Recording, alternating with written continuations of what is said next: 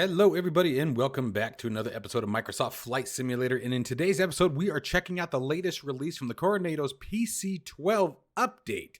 Many of Carenado's aircraft were updated last week, and today we're going to start checking some of them out. Make sure if you guys can that you join us at Flight Sim Expo 2023. That's right, Overkill Simulations is going to be present this year, guys, at the Lone Star Museum in Houston, Texas. If you guys are interested in joining us there, be sure to check down the description below. There is a coupon code that can save you guys a bit of money using my personal reference to get you there. Again, that'll save you a bit of cash in your Flight Sim Expo 2023 experience. This is going to be June 23rd through the 25th of 2023. Again, in Houston, Texas, at the Lone Star Flight Museum. I went a few years ago in Las Vegas, and they are an absolute great time. There's some very, very informative and educational seminars to help better your flight simming experience, as well as a ton of developers of both hardware and software that you guys actually get to try out, essentially a try before you buy experience, as well as talking with the developers themselves and finding out what the products are all about. So again, guys, it's going to be Flight Sim Expo 2023 in Houston, Texas. I hope to see you guys all there. Don't forget to use my coupon code that you can find down in the description below. If you are interested in acquiring any of my Overkills tutorial guides or simply interested in supporting the channel, please consider joining me on Patreon. Patreon subscribers level tier 2 and above have access to all of my guides as well as any future guides that come along down the road. Patreon link can be found in the description below, and thank you to all of my current subscribers.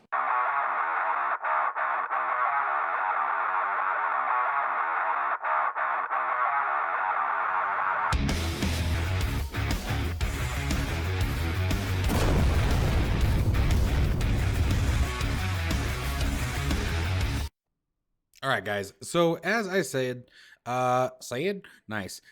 As I said, last week, many of Carenado's aircraft were updated. You guys can find those updates by going to the Profile and Content Manager and downloading them if you have purchased their aircraft via the marketplace. Now, here's the tick, guys. I haven't found any detailed change logs in regard to what very specifically was changed per aircraft. But we do know there were some adjustments and tweaks to flight model, texturing, sounds, things like that. The PC-12, guys, was a very anticipated aircraft, and when it first launched from Microsoft Flight Simulator from Carenado, many of us were rather disappointed because we were expecting something that was going to be a bit more high performance than this particular version. Now, keep in mind Carenado's reputation, okay? They have a reputation for incredibly stellar-looking aircraft. Their texturing is always awesome, but I think that they are definitely aimed more at the more relaxed simmer, right? The pilot who just wants to enjoy flying a plane, take some screenshots, go from point A to point B without having all the intricacies and features and necessary realism that comes with some of the other developers. So we're going to keep that in mind once again here today. There's a reason why I haven't flown the PC-12 since it was released, and I was looking for something, again, a bit more advanced. I'm not necessarily expecting that today. I'm not expecting to have some night and day change in the aircraft, but we're going to get in there. We're going to start it up. We're going to take a little flight. We're just going we're in Chandler Municipal, which Chandler is just it's a suburb southeast of Phoenix. In Arizona. So we're going to take it from Chandler down into Tucson, where my hometown is. Just a quick flight, nothing too crazy. Shouldn't be much more than about half an hour, maybe 40 minutes of flight time. Nothing crazy. We're not going to go very high, maybe 8,000 or 9,000 feet. That way we can check out the scenery on the way in. I'm going to do primarily a VFR flight following the interstate down into Tucson. So again, keeping it simple today, just trying to get an understanding of what, if anything particularly noticeable has changed about the aircraft, and then we'll see, whether it's worth the purchase at the end of it, depending on what your expectations are. So without further delay, let's go ahead and jump into the cockpit. We'll get the engine started up, and we'll get on out of here. All right, guys, so let's go ahead and get the aircraft started up and get it ready to go here. Now, it has been a very long time since I've flown this aircraft, so it may take me a little bit longer, especially given the fact that there's no checklist. That is the other thing that kind of shocks me. So even if you pull up the tablet, and this was kind of one of the things I was hoping would be addressed with the last version, or this latest release, I should say, was that I'm sure you've got all this exterior stuff, and that's great. They've always been real big about, armrests moving, tablets, doors opening, and that's fine. Like I said, it really depends on what your simulation goal is here. But there isn't any checklist. Oops, I didn't mean to put that away. I wanted to show you guys. You have the 3 states, right? Cold and dark, ready for taxi, ready for takeoff. And then you have a takeoff checklist, and you have a landing checklist, but that's it. You don't have a startup checklist. So, and there's nothing in the menu either. Now, there may be some documentation in the installation directory. On occasion, I have seen that be the case with Carenado aircraft. But, you know, so we're just going to try to wing it based on what we know from most aircraft here. So let's go ahead. Let me pull the yoke out of there. I'm just going to do a sort of a quick sweep and see what we got. AHRS, let's see, CW. Let's see here. So there's our emergency locator transmitter, gauges, autopilot control panel, transponder, navigation radios. Let's see here. ECS, cabin pressure. We're not going to need much cabin pressure today. Like I said, we're not going high today. And let's see here. We got our electronic trim control, alternate stem, nice. Alternate trim control, internal lighting, throttle, condition lever, right? Nope, never mind. That's just throttle. Oh, no, there's the condition lever. There it is right behind her. Okay. And let's come up top. I imagine that's where everything else I'm looking for is. So I'm going to set a couple of quick camera views. I'm going to back us out just a little bit. And actually, I don't want to zoom. I actually want to move the camera back. That was too far. Bring it up just a hair. Control Alt N1 to save it. And let's bring this down here. Bring the camera down just a bit. Back it up. And Control Alt 2. That saves that. And let's see here. I think that should be good, right? Can't really see the need for anything else. All right, so let's get this show on the road here and see if I can wing it. So obviously we're going to start. Holy mercy, that is loud, isn't it? So there's battery 1. We're going to flip on battery 2. Gen 1 and Gen 2, that wouldn't make sense until the engine is started. Let's see here. Standby bus.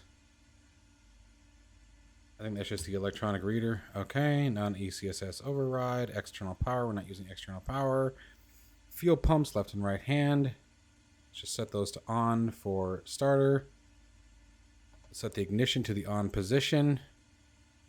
External lights, let's turn on the nav lights, beacon lights, recog lights. Probably didn't need the recog lights yet, but that's all right. Inertial separator, we'll need that for taxi. UV light the probes. Okay. Just sort of getting familiar as we go along. I really don't think the generator is supposed to be on yet. Avionics will also wait until the engine started. So at this point, I'm going to let it rock. Engine gauges. Where's my engine gauges? There they are. You can barely see them. NGs at 12%. Looks like stabilizing right around 20. Let's move. Oh, nope, not the throttle.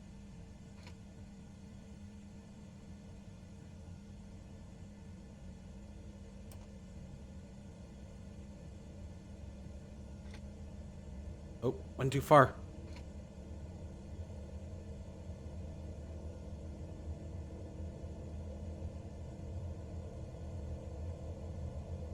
Just checking everything. I feel like I'm still missing something. Oh no, she's running. All right. That is very dim. I feel like the NG should be above 18% though. RPMs are rising, so maybe that's normal.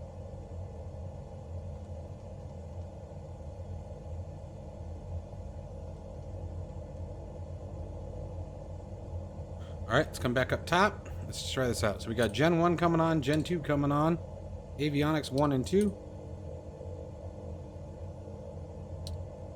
That's battery or Gen 1. So what I'm going to do is try to do what I remember. And it looks like we got it. Barometric pressure has been set. Transponder's already set to altitude, which that's not normal. Just turned on. That is really dim though.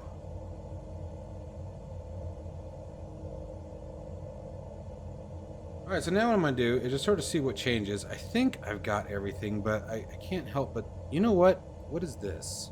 Hang on a second. I think this is what threw me off. Didn't this have the checklist in it?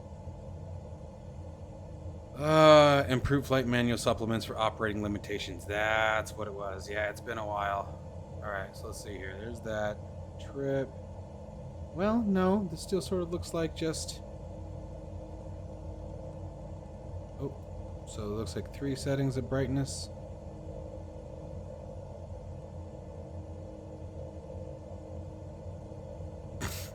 This is still slick. I like this, though.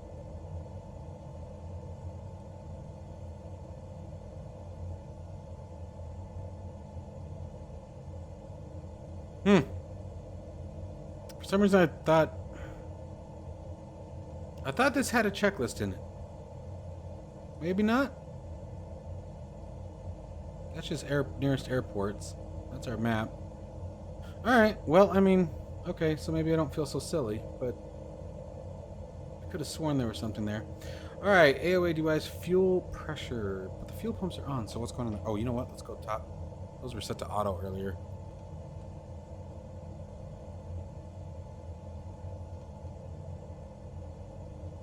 Ignition should now go to auto. Starter, I believe, can be turned off.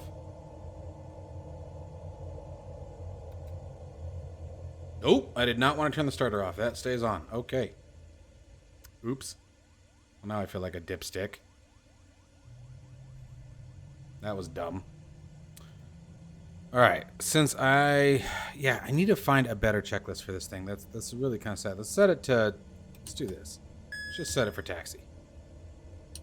I'm sort of going to pay attention to what happens here.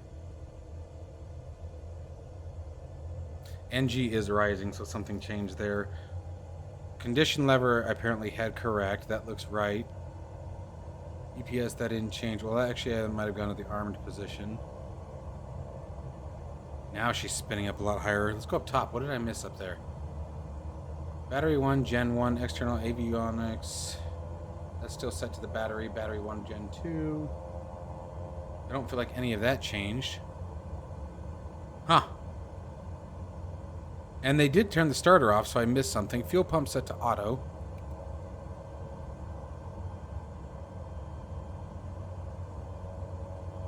Thought it looked like it might have moved forward a little bit.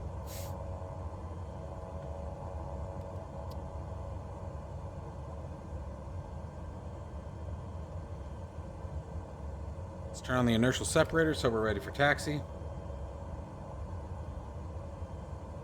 Transponder mode set to on. We'll have to change that in a minute. Right and left hand fuel pumps are green. AOA de-ice. I don't think I should have to worry about that if I'm not mistaken.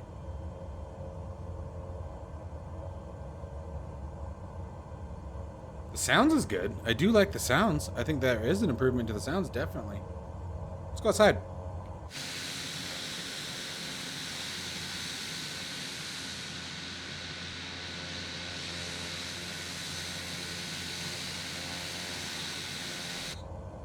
I think they sound better inside than they do outside. Outside they sound a little tinny to me. Kind of like it's in a Coke can. Okay, so we have switched over into VR. Like I said, we're just going to be sort of doing a VFR flight.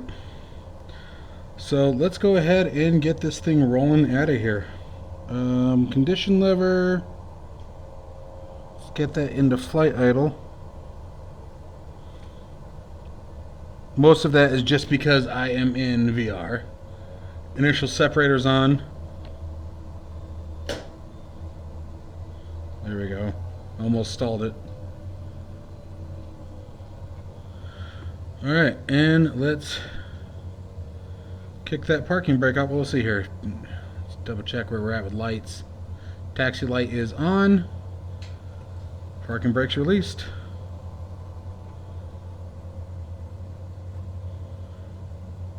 I should have made that turn a little tighter, but that's alright.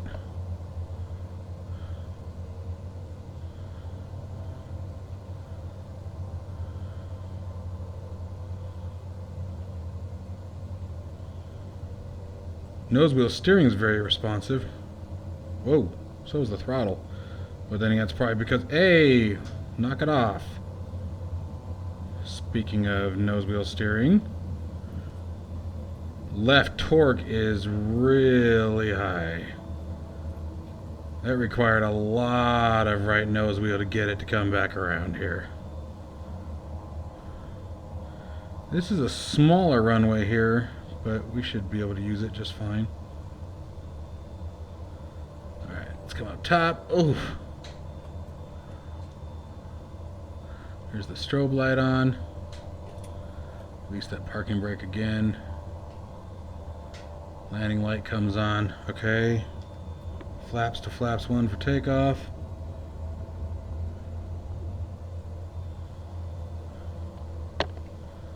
So this is a short runway, but it should be more than enough for our airplane here.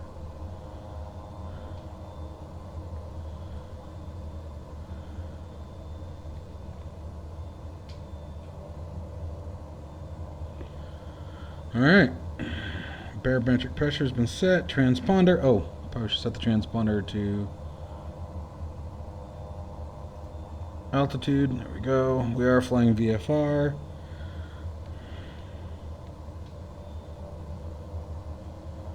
You know what, let me get one of the yokes back here. Okay, we're responsive. Let's go. Takeoff torque set. Come on, baby. Yeah, dude. A lot of left rudder already. I'm almost max on the left rudder. There she goes. And then all of a sudden it starts smoothing out. Airspeed alive. 60 knots, 70 knots, 80 knots. That should be good for rotation. Come on. Trying to be gentle with it. There it goes. Good rate of climb. Gear coming up.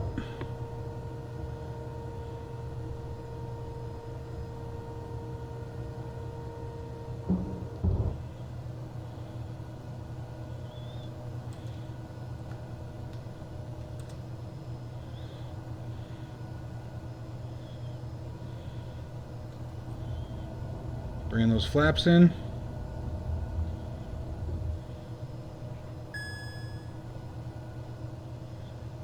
What do we got a master caution flagging for? What did I miss?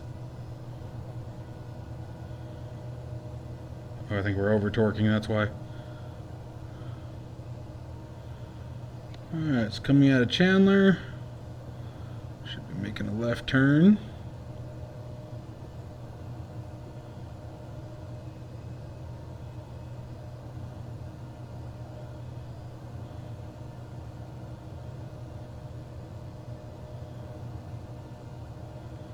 Little golf course there. It'd be kind of fun to play.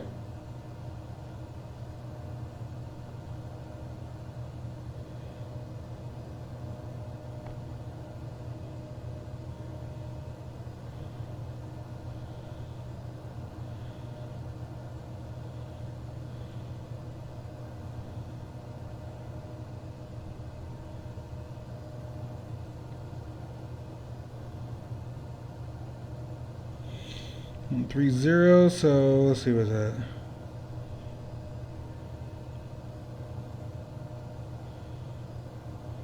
It should be good.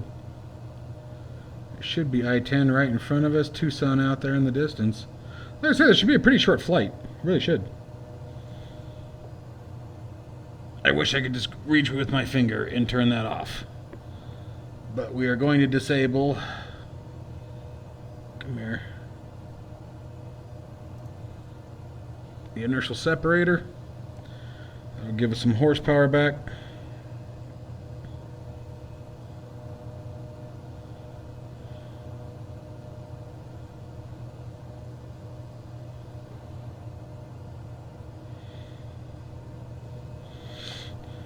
So remember that the Carenado version also complements with the GTN 750 to 750XI.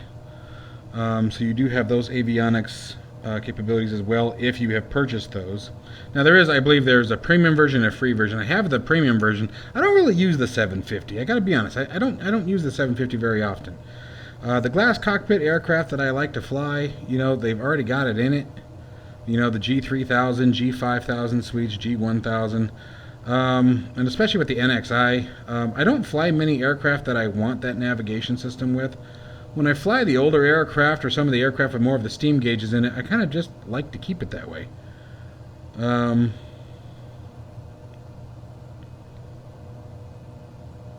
I'm questioning my navigation ability at the moment, so bear with me.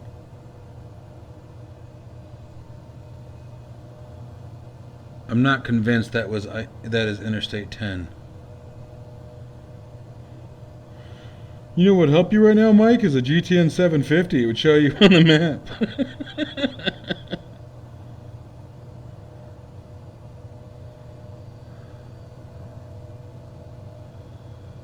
And I am flying it the whole way. We're not going to use any autopilot or anything. I mean, autopilot's autopilot when it comes to an aircraft like this. Is it going to hold it still or not is what it comes down to.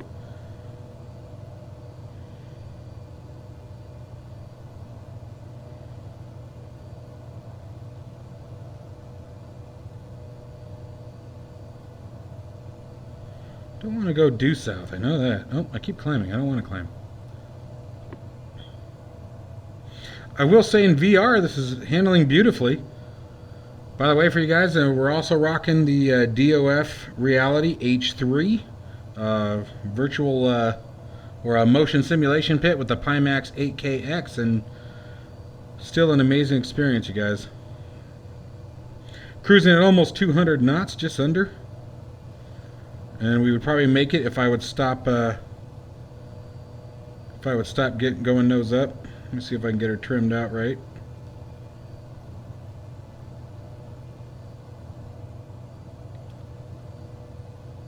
There she goes. That's better.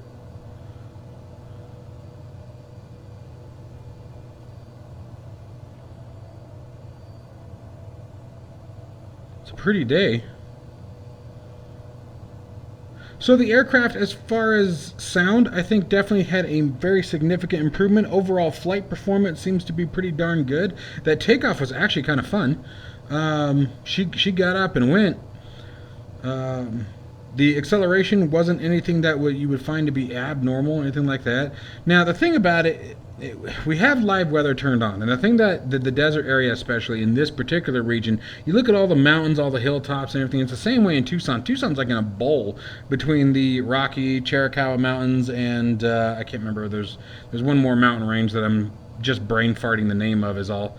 But it puts us into a bowl, essentially. And so one of the things that's very notorious for this region, especially in this time of day, it's nice and hot, you know, is that we should be experiencing a lot more turbulence. The aircraft should definitely be bouncing around a bit more. We should be experiencing some of that, and I don't seem to be seeing any of it as of now. So that's something that it would be nice to see. But, you know, I don't see that with really any of the Carenado aircraft. Any turbulence or you know, thermal impact to the aircraft. But as far as the quality of the aircraft, I mean, I'm having a good time flying it. It's very pretty, and again, like we talked about earlier, that's one of the things that the Carenado aircraft are notorious for, is beautiful texturing. And now that they've added the sound to it, you know, the sound is definitely better than what it was before. The sound was atrocious in the earlier versions. I mean, it didn't really sound any different from, say, something like the Mooney. So that was something that was kind of disappointing to see. But for example, one of the things I'm kind of bummed about, right now I am hands off the controls. My feet are on the rudder pedals. You can see we've got a slight increase in pitch. The aircraft slowly pitching nose up. But other than that, I am still completely 100% hands off the stick. We don't have any autopilot on, as you guys can see here on the annunciators. And the aircraft is more or less flying true. So if I were to trim it out just a little bit more, and I think the only reason why it started to pitch up even a little bit was because we accelerated. And again, this is something that I've noticed with many of the Carenado aircraft. They definitely have that fly-by-wire feel much of the time. I think one of my preference of aircraft from Carenado is the Mooney. I flew the Mooney for a long time, especially doing the Neofly series, which we're going to be bringing back to the channel, by the way. Was because I felt that it was the most diverse of their aircraft. And what I mean by diverse, that was bad verbiage. What's the word I'm looking for? I don't want to say complex, because I don't consider it complex, but it was the most reactive. Let's call it that, reactive. It reacted a bit more to the environment. It reacted a bit more to the thermals, the winds, the things like that. Landing and things like that, you know, you would really have to sort of shift it around and really get it in. Where like this aircraft, like I said, guys, this entire time I've been talking, other than when you saw me pitch the nose down a little bit to stop our ascent, I've had my hands off the controls and the aircraft's literally taking care of itself. So that's one of those things that, you know, but that's common with their aircraft. That is something that is absolutely normal for their planes. But they're beautiful planes. You know, they're always fun to fly. What is that? What'd you get mad about?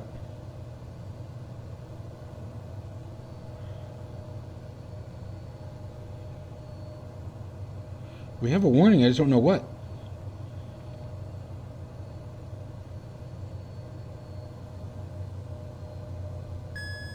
Are we really over torquing again? At 85%? Huh. I find that a little odd. Let's go back to 85% again.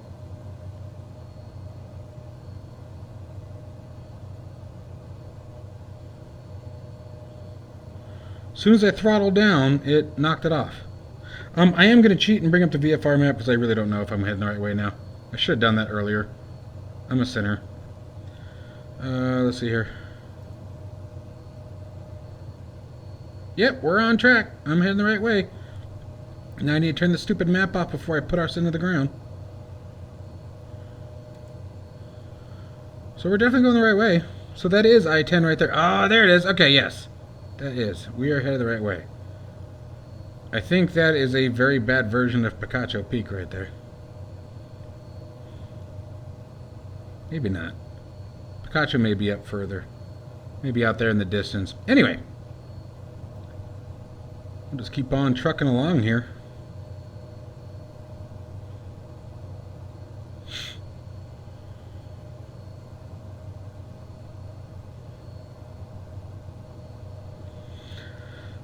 But as I always say, with Carenado aircraft, I've said it multiple times in this video alone, it depends what you're looking for. If you're someone who's just like I told you guys earlier, you know, there it goes again, I'll be damned. And watch, if we pull the power back, caution light goes out.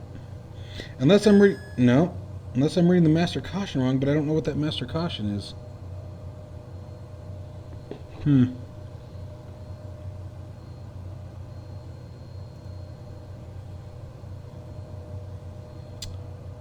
See, and this is where the documentation is critical. This is where I would normally be pulling up the handbook and determining what that is, because I don't see it. The lighting isn't the greatest in this aircraft. Alright, so now we're going to use something here. Let's lock in the altitude. Let's lock in the heading mode. Is my heading bug? Where's my heading bug center? Nope, it is not. Where do I find my heading bug? How do I adjust it?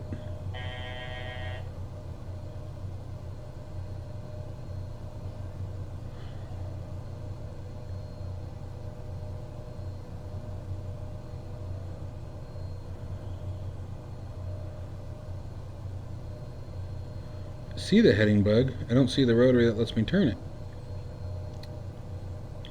So it'd be nice to take a more advanced trip through the aircraft, because that just seems like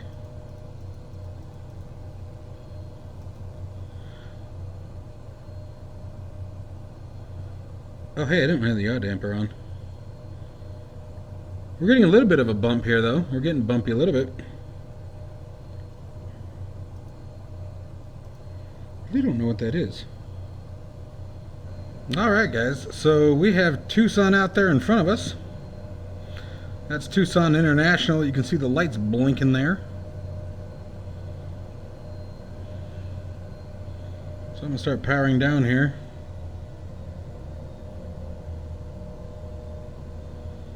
Start a mild descent here.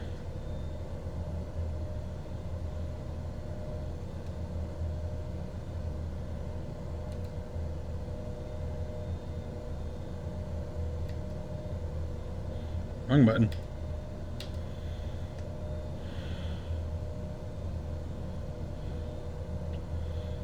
Let's see if I can get our MEDAR information without crashing.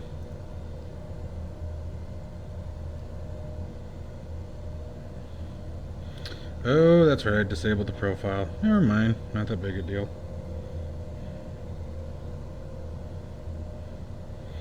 There's still a lot of things that I need to get the hang of in VR. A lot of things I need to work on.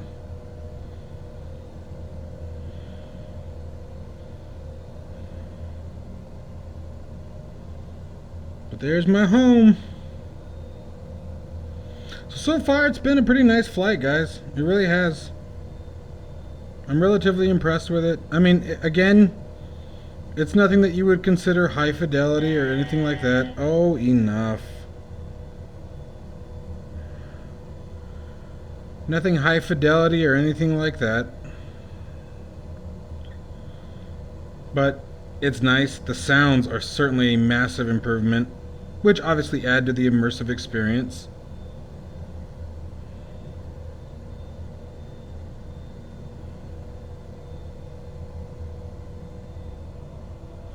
I do still hope there's a checklist or something that I'm missing that would tell me how to start the aircraft in the aircraft.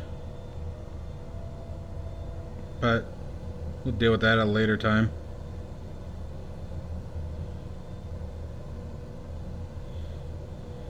So we're going to do the long straight in to 1-1 left there. That is super annoying. Let me disable some of these. We don't need yaw damper for landing. Don't need altitude. Don't need the heading mode. Don't even need flight directors anymore at this point.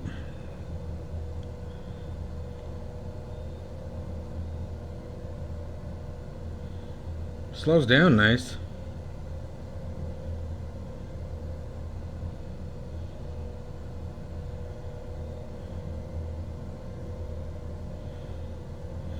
Be coming in on a pretty long approach, so I'm looking for about 5,000.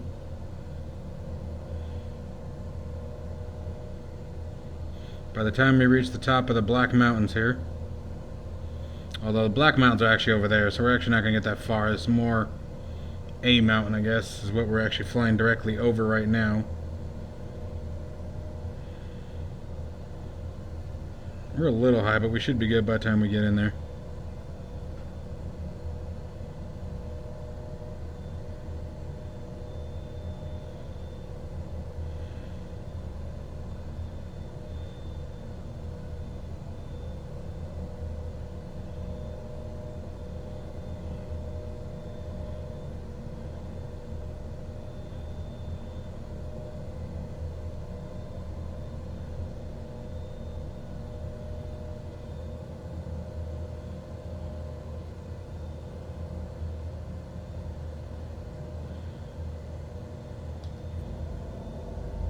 A little early, but we're going to kick some flaps and I got to get this bird slowed down.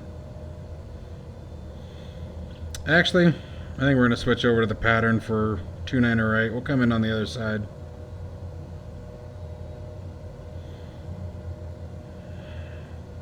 Still need to get down to about 3,000. We'll do it right. No need to be lazy today, right?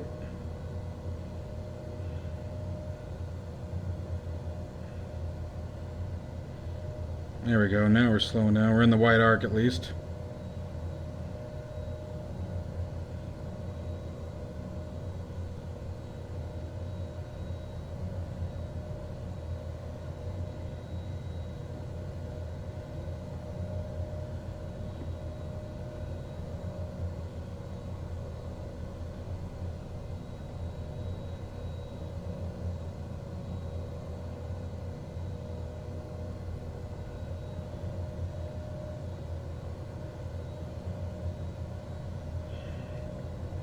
Uh-oh, hit the wrong button.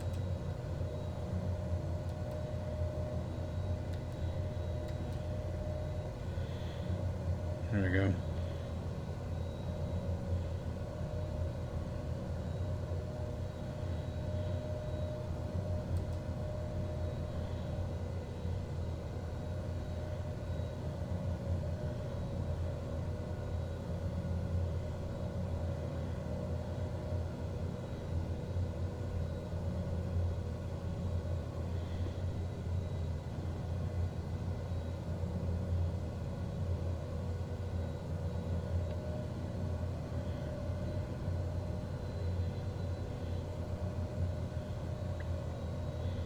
Got a little close. Although we're still about 1,000 feet high.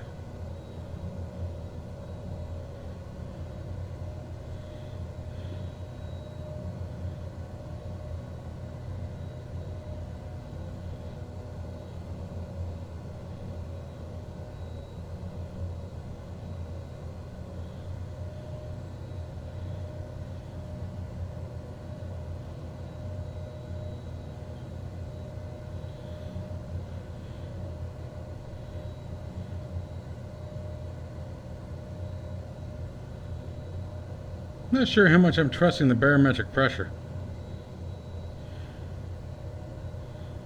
I think I'm going to sort of hold her here.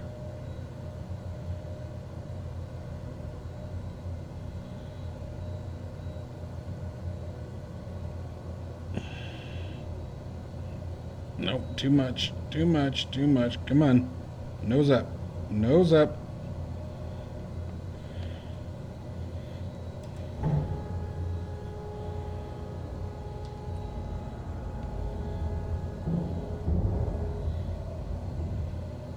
Yeah, 3,800. I'm almost calling BS on that. For 2,992 as our barometric pressure, I'm calling epic BS on that. We'll see what our touchdown elevation is, because hell, Tucson International is only 2,400 feet, I think. Something ain't right.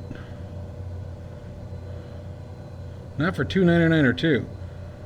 If we were at a different pressure than I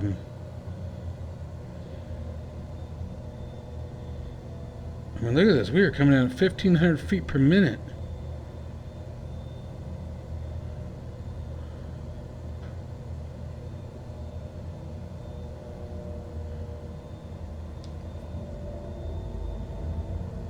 Horrible approach. Freaking horrible approach.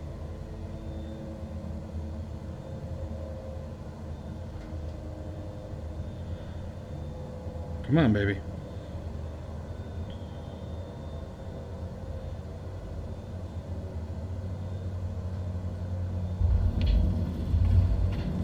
Not a bad landing, though.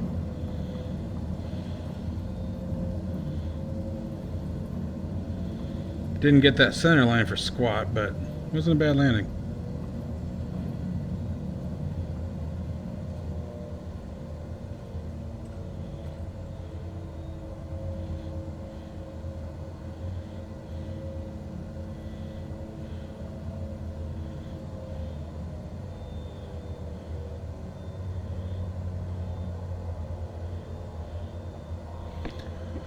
All right, let's get some lights turned off here.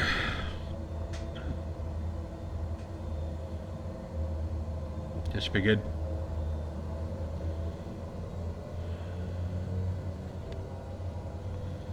Alright guys, so final thoughts here are, it's definitely a very significant improvement compared to the previous release of this aircraft. This is definitely a lot better. So I was very, very happy about that. Still got some weird issues. The incredibly powerful left torque while taxiing. I mean, incredibly powerful. You guys have to try it for yourselves, but it's pretty intense. And what's weird is it seems to come and go. So, not sure what that's about. I mean, well, it shows it's 2,600 feet now. Maybe I really wasn't high. Guess it just looked wrong. But anyway, I digress. The aircraft is good. I did have a good time flying it. This was a good flight. And I think you guys would too. I'm still waiting for the SimWorks Studios version, but this is definitely a nice aircraft. It certainly was much more enjoyable than the first time I flew it. So, big improvement there. As always, guys, let me know what you think down below. Stay safe and healthy, folks, and I will see you in the next one.